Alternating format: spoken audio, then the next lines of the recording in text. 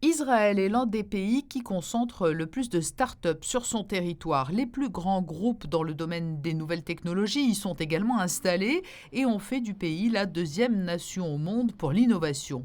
Les raisons du succès s'articulent autour de trois piliers indispensables: le potentiel humain, les compétences techniques et les financements.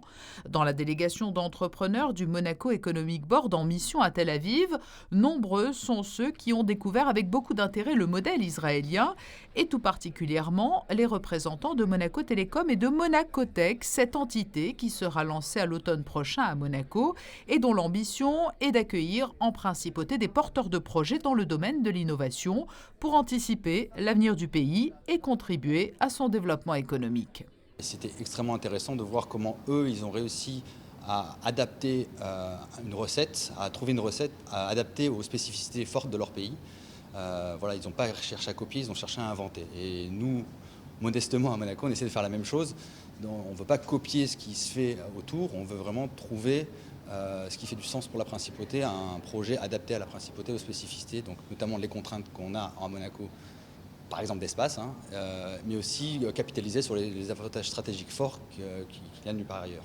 Pour l'heure, la première étape dans la création de Monacotech porte sur l'identification de projets. On est dans la phase de sélection, on fait un premier jury de sélection le 10 juillet, donc on arrête l'appel à projet pour ce premier jury à la fin de cette semaine, donc le 25 juin. Donc le 10 juillet, normalement, on présente les 8 meilleurs projets face au jury. Le jury sélectionnera de manière absolue sur chaque projet lequel mérite ou pas d'intégrer l'incubateur. Et on fera un autre jury de sélection vers le 18 septembre. Voilà, donc on présentera un total de 16 projets au jury qui sélectionnera, on espère, au moins 5 ou 6 projets. Le but est d'avoir un taux d'acceptation autour de 50%, d'où l'intérêt de faire du sourcing en amont pour avoir des projets très qualitatifs. Et parmi les entreprises qui suivent de près l'éclosion de cet incubateur, il y a la société Keysystem, spécialisée dans les solutions innovantes pour les gérants de fortune. C'est vrai que la partie du programme concernant l'accélérateur nous intéresse particulièrement parce que nous aussi, nous avons besoin d'être accompagnés dans ce développement. Donc ça, c'est extrêmement important.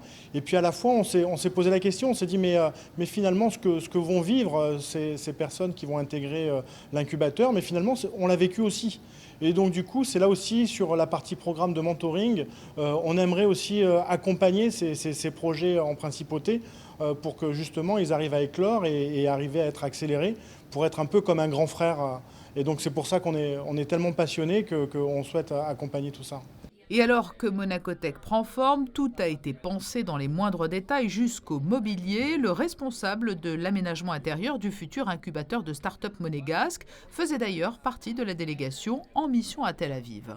Alors, la tendance de l'aménagement des espaces de ce type, on parle d'incubateur, mais c'est aussi valable pour des espaces de coworking, des business centers, enfin tout ça est un peu lié.